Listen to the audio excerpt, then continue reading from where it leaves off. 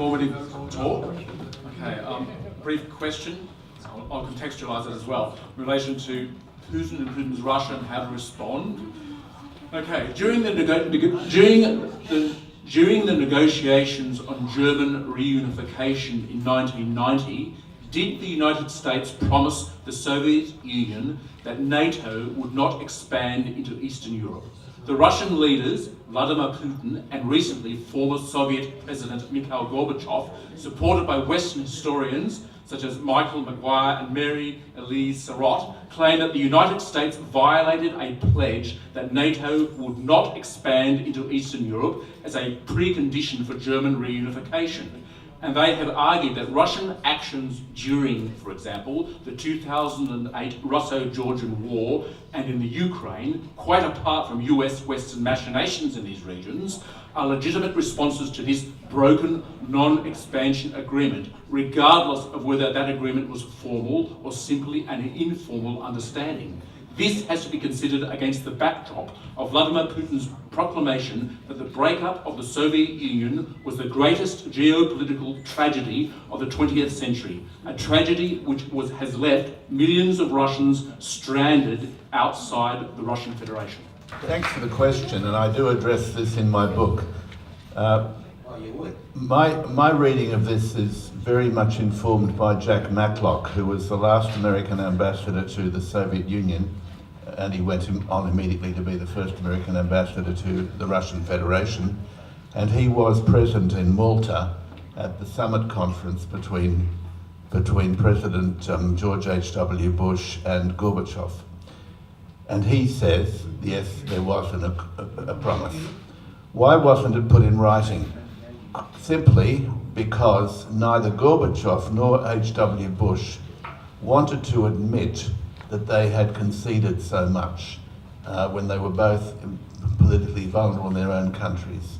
Gorbachev, of course, had conceded the loss of the strongest element in the Warsaw Pact, and Bush had conceded that America would not try to exploit its advantage in places like Poland and Hungary and Czech Republic and the Baltic states.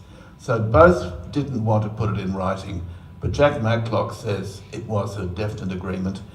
It was an agreement that was binding on the two men who signed it, Bush and Gorbachev. It was not binding, unfortunately, on Clinton, who succeeded Bush as the next president of the US. And it was under Clinton that the NATO expansion took place. Yeah, I mean that's right. That's right. Matlock does say that there was this agreement. The issue, in part, is whether the undertaking by Bush was actually one that he believed should be held or not. Was it simply a bargaining chip at the time? That we don't know. The interesting thing is that Bush himself has not come out and confirmed it one way or the other. I happen to believe that Gorbachev was right, but then I've been called in public a Gorby groupie. So, I mean, perhaps my view is coloured. But Gorbachev certainly said it happened, and Matlock has followed him up on that. So I think it did happen. Regarding the Putin quote. The Putin quote, I mean, you did at least quote the whole sentence, whereas most people who quote it don't quote the whole sentence. If you read the paragraph in which that sentence is found, that the breakup of the Soviet Union is the greatest geopolitical catastrophe of the 20th century, he's talking about the impact of it upon the Soviet people, and in particular the Russian people. He's not talking about it in terms of international politics, although talking about it in terms of geopolitical does seem to imply that. But the context within which it's put is clearly a domestic context, not an international one. Now the system in Russia now is capitalism. Well, capitalism is notoriously unstable, subject to booms and busts. And the communists there would be prepared, I would say, to stay their ground until they can profit from the next bust. So how strong is the Russian Communist Party today? At the last election, the Russian Communist Party, which was led by a pretty credible guy called Zhuganov, received 17% of the vote, which was largely an older people's demographic, people who looked back fondly on the social welfare of the Soviet system. I think it's a declining vote. I don't see any signs of young people moving towards communism. I think if you look at young people, the danger is really of and it's a minority still, and I hope it stays a minority, the danger is fascism, because there are young people who are attracted to xenophobic, nationalistic, Slavophile doctrines, which these are the sorts of people who've taken power in the Ukraine now, and there are people like this in Russia. And I would regard Putin as a bulwark against such political ideologies. So I don't, with all respect to you, sir, I don't think communism's got too much of a chance of coming back in Russia. I think, though, there is a danger of fascism in Russia if the West pushes Russia too hard. Yeah, the Communist Party of the Russian Federation is not a credible actor, because not only is its electoral support restricted and declining, but over the last 17 years, its main job has been to keep Putin in power. It's not been offering itself. At the election, it offers itself as an opposition party, but once it gets into Parliament, into the Duma, it by and large supports the government all the way down the line. So it's not offering an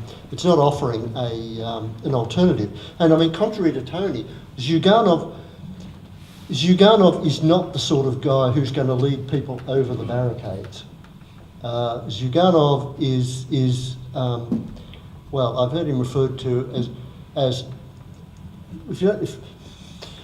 in terms of Soviet politics, a boring obcom secretary. In other words, as somebody who was a competent governor in the region, but anything above that is really above him.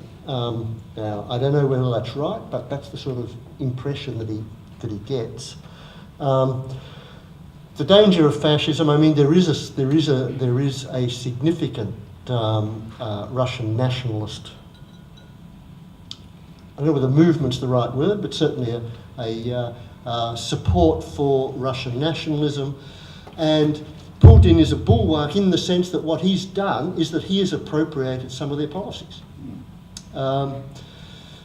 In 1999, 1998, the Russian nationalists looked to be sort of really looming as a major political force. When Putin came to power, what he did was to appropriate a significant part of their policies, give them both legitimacy and a sense of sort of propriety almost, and therefore he sort of defanged it to some extent. The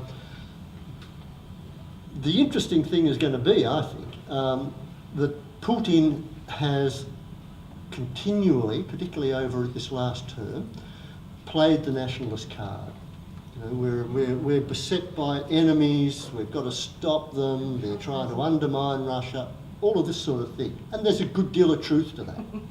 Good deal of truth to that. But he also sent people into Ukraine to help the Russians there. Now, if that doesn't work out well for those Russians, what does that do to his credentials with the nationalist constituency back home? And does it mean that what it does is that it releases the genie, in a sense, from the bottle? So there is a danger of excessive, if you like, Russian nationalism.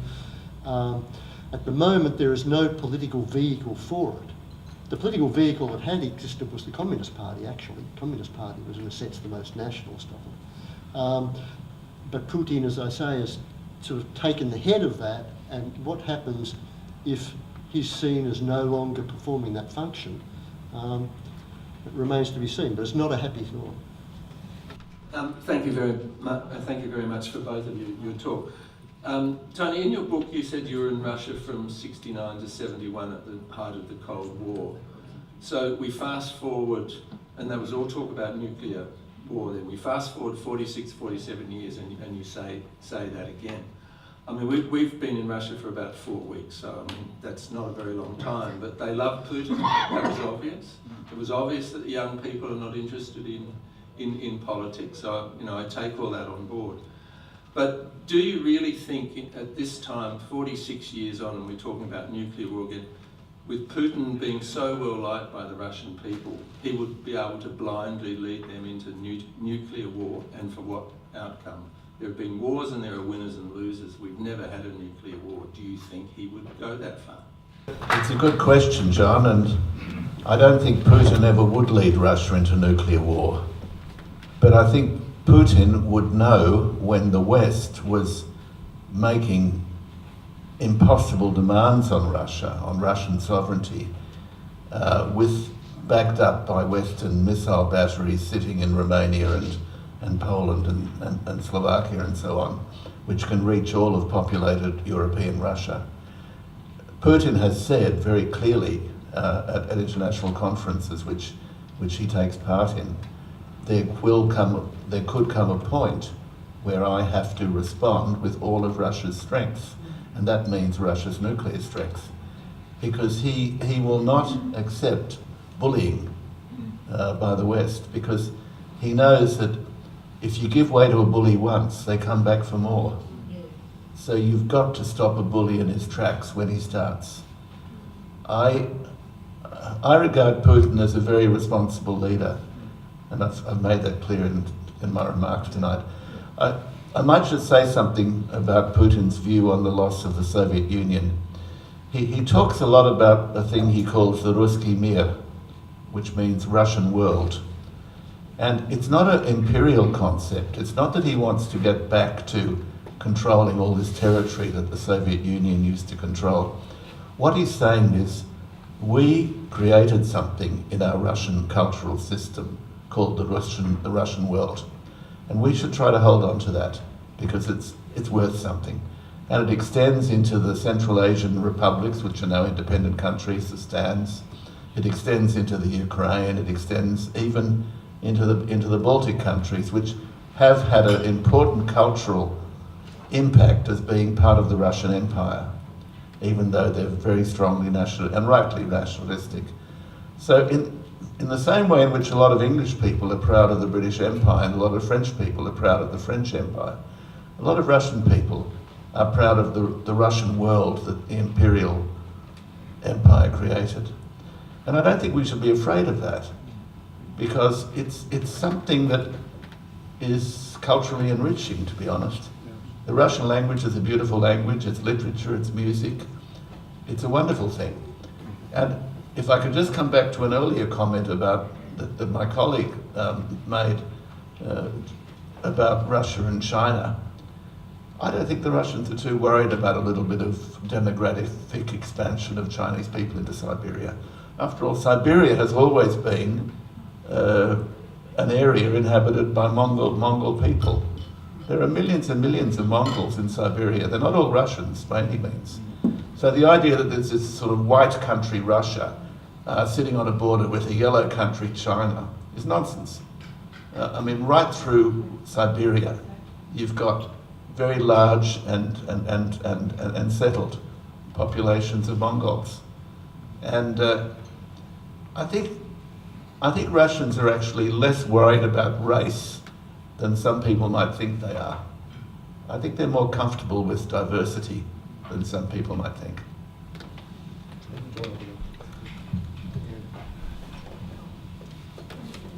I mean, I don't think the situation in Siberia is at all about race. It's about geopolitics. What they're worried about is not that people who have different coloured skin and different coloured hair come and live there. It's that the people who come and live there owe allegiance to another government. After all, the area in which many of the Chinese who come into that area live was actually Chinese up until 1863. It was part of the Chinese Empire. It wasn't part of the Russian Empire. It was taken by what was called the unequal treaties. So that it's a geopolitical issue as far as they're concerned. As regards Russia, as regards Putin taking Russia into nuclear war, I think that would be the last thing that he would want to do. But I think Tony's right. He's not going to stand up to bullying. And in a sense, it takes two to tango. So it's up to the West to realise what the red lines are and to pull back from them. And it's up to the West to review its position on Russia. I mean, there's a lot of criticism of Trump. But one of the things that Trump said in his election campaign. Sorry, I hope we don't have a re-election campaign. In his election campaign was that it would be a good idea to become more friendly with Russia. Well, it is. I mean, who can possibly deny that? Who can possibly deny that? But the problem is that, well, there are two problems. One is Trump himself and his for want of a better term, political inexperience, defined very, very broadly. And the other one is this issue of Russian involvement in the election. Now, I don't know whether Russia was involved in the election. They clearly didn't want Hillary Clinton to win for quite understandable reasons. But if you look at the way in which the debate has gone in the US, the Russia question is clearly being used as a weapon, both to try to unseat Trump, and we might all agree that that will be a good idea, but whether it's worth poisoning your relationship with the biggest country in the world is a good idea. It's being used to unseat Trump, but also what we're seeing is that there's been a coming together over the last 2 weeks or so of talk about Russia influencing the elections, one hand, and Trump's business activities on the other. Now, Trump has clearly been involved in business activities in Russia, and that is now going to be used to argue that he is compromised as far as the Russians are concerned. And that, he may be, but there is no evidence for that at the moment. So what's happening is that certain elements in the US are using Russia for their domestic personal aims, and what that is doing is poisoning the international relationship even further. My question is from an Australian perspective. Do you believe that the Australian government, the successive governments, they have a clear understanding of Putin and Russia, and they have a clear policy, or are they just muddling along with whatever it is that is coming from US of A? Oh, look, just a quick answer. We're just muddling along with whatever comes out of Washington. We're muddling along anyway, aren't we? It's a sort of perfection of a shambles. Sorry, Chandra. I must say Tony hates it when I get up to ask a question because, sorry, I've got stuff written down here, but firstly, you just talked about fraud. In the democratic system in Russia. Well, for goodness sake, 23% of people can elect a president in the United States, and Hillary got 3 million more votes than Trump. And, the Hillary and the Sanders DNC fraud is quite incredible, but, fraud is not a unique thing that's not unique to us. There's no fraud in the way we run politics in the pub. Yes. Just to, people just, anyway. But that sorry. wasn't fraud. That's the design of the system that enables that. Yeah. Okay. Let's go. Well, it's the design of system in Okay. Russia as Let's well. go to the question. And I wonder if you've told people here that he lived in the US for a while, and there is evidence that he was approached by the CIA. That's just one other thing. What, who was? Navalny. Navalny. Navalny, yeah. Sorry, I'll finish. Oh God, I've lost all my notes. What's happened? Just tell us what the question is. Sorry, you called it the takeover of Crimea. Takeover. I did, yeah, I did. Yeah, you did. I did, yeah. And Crimea's been Russian for quite a while. Khrushchev gave it away when he was allegedly drunk one night to Crimea because Khrushchev was Crimean. And then, Ukrainian. and then, Okay. and then they had a plebiscite, if you like, not a postal survey, but a plebiscite. And Is the question? yeah, I'm coming to the question. Something Okay. like 85% of the people wanted to go to Russia, and this has been actually confirmed by two other Western pollsters. So why do you say takeover of Crimea? Well, for a couple of reasons. One,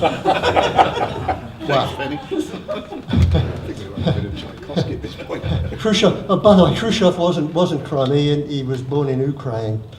Yeah, exactly. That's what I said. No, you said Crimean. You said Crimean. I meant he was Ukrainian, so he gave it to you. Well, no, he was born in Ukraine of Russian parentage. Now, why did I say takeover? I said takeover for a couple of reasons. One is because what were called the Little Green Men, who were actually Russian special services forces who were flown into Crimea, seized the major points in Crimea, in the capital and the major cities. The forces that were in the Russian naval base in Sevastopol were also involved in it. And what they did was to effectively establish control over the country. You're right, there was a referendum shortly after that, but a referendum which is conducted in a country which is run by military rule and which comes out with the sort of result that it did, which was 98% or something, of people wanting to stay, wanting to go to Russia, is not credible. It's not credible. Two Western pollsters confirmed. No one. No, wait a minute. Can we let him finish? The polling that has been done suggests that a majority of Crimean Tatars are unhappy about the shift to Russia. Like 5% But well, why are they? That's their homeland. That's their homeland. I mean, if it wasn't a takeover, what was it?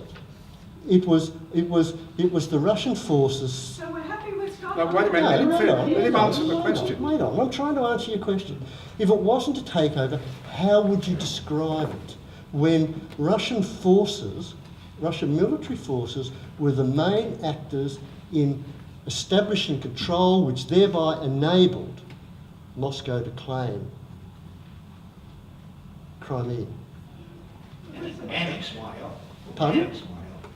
Sorry? Annex off. Annex, all right, annexation. I don't care whether you call it annexation or takeover or incorporation, whatever you So call it. popular votes don't matter. It was clearly there was a bit of a foreign country which on Monday was part of that country.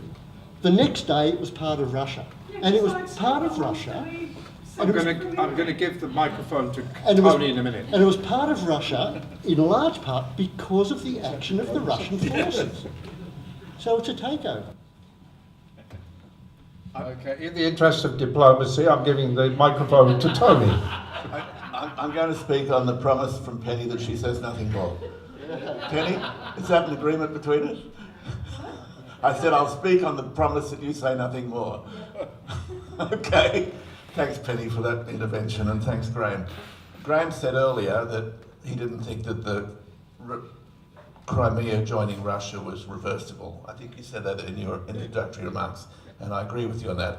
I didn't agree with you, Graeme, on a great deal of what you just said in the last 2 or 3 minutes. Look, you can't understand what happened in Crimea in March without looking at what happened in Kiev in February, because the Maidan Square coup d'etat was a coup d'etat. Yep. It was not an expression of popular will.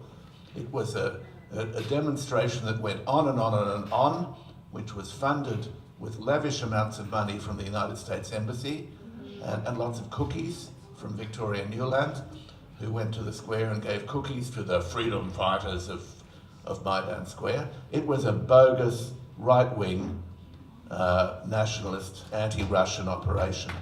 And it terrified the hell out of the people of Crimea, who are Russians. Yes, there are some Crimean Tatars, not that many, but there are some. But the Crimean majority are Russian ethnic people speaking Russian, and Russia's major naval base is at Sevastopol. And I'm happy to tell you all, if there's anybody from ACO here, I've already announced this, there's nothing new about this. I look forward to going to Crimea in January, February. I'll be visiting Sevastopol and Yalta as an independent tourist. But to come back to my point, Crimea was very happy to take the opportunity which was offered by Putin to have a referendum to rejoin Russia, and they voted 85% to rejoin Russia. And yes, there were little green men, there were Russian security forces who came in and provided a security presence during the referendum. But I don't find that a terrible thing, because the people were literally terrified of what was coming out of Kiev. And so I think Crimea will stay with Russia permanently now.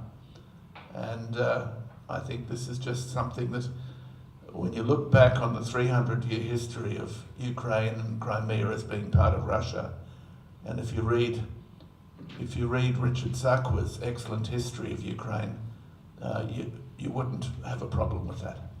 I just want to find out what you know about teaching of English and the openness of the Russians to embrace the West, because we were there in May and I understood from the family that we were engaging with, of Russians, that it's been introduced from 3rd class going through, and the young people in that family were keen and possibly naive about the West, open to the West, because there's a movement of Russians, travelling to the West and coming back. And I felt, when you were saying they're not interested, I think there's a cliche that says, oh, we just get on with our job and we don't pay any attention to politics. But I actually think it's just a cliche to present. But I felt on our return that there's so much more, like we're living in the Cold War here, but they've moved on over there. Yes. But I don't know what you know about, because of course you can teach a language and use it to sort of program people to hate the West. So I don't know, in fact, what is actually being taught. Do you, either of you, know anything about that? Yes. Yeah. I hope so. I think Russians are very, very keen to learn foreign languages, and they're very, very keen to learn European languages, and they're very, very keen to travel. And one of the things they value about the end of communism is that they now are free to travel. They love being able to travel. They love taking holidays all over the world. And I think they've become less keen on the West in recent years, because they've become aware, unfortunately, of how they've been exploited by the West in recent years and how they've been manipulated. And so there is a kind of a sense of disappointment. But look, there's still a terrific interest in English, a terrific desire to learn English. Yeah, I'd agree with that. I'll just ask one question. It's just about whether there is an environment movement in Russia that's strong, and what the level of concern about climate change is, because in the West, the environment movement and concern about climate change is actually driving a want for political change, particularly about getting rid of capitalism and finding another way of running an economy. So I was wondering if that is happening in Russia. There is an environmental movement. There's been a movement there since Soviet times. it has always been quite weak, particularly during the Soviet period, and you can tell that simply by going to the place, and you can see the sort of environmental degradation that's gone on. But there are environmental movements, and there are branches. The most effective ones are the very local ones who act on local issues. So that, for example, in a lot of the cities in Siberia, there are active environmental movements which are talking about, green belts and moving factories and all of this sort of stuff.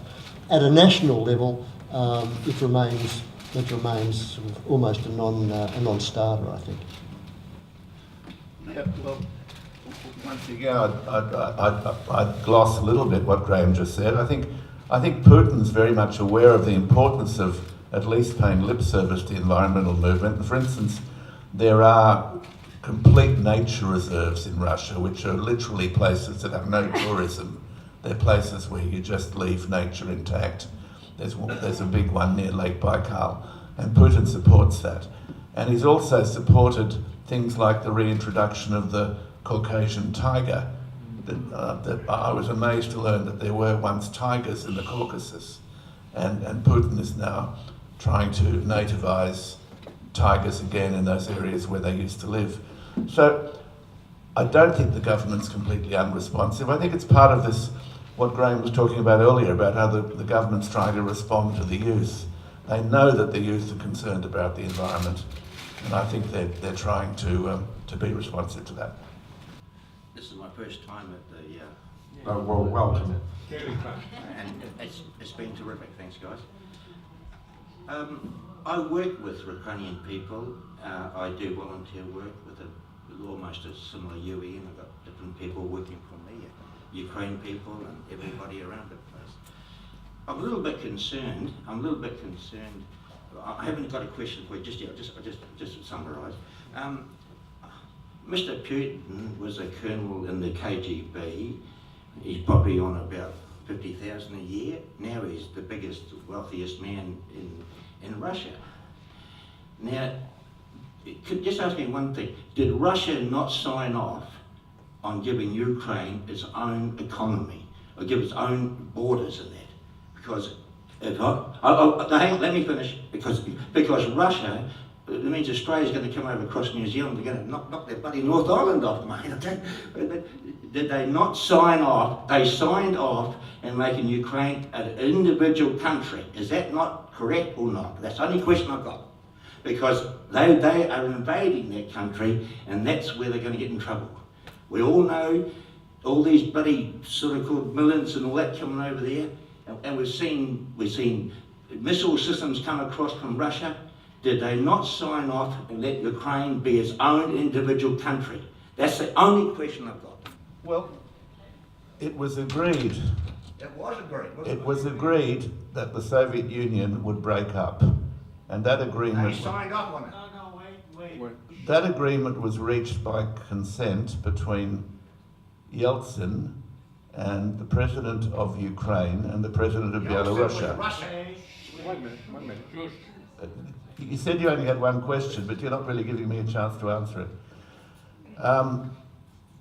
Yeltsin and the President of Ukraine, the President of Belarus, agreed in Belaveja Forest that the best thing to happen to the Soviet Union was to break up by mutual consent.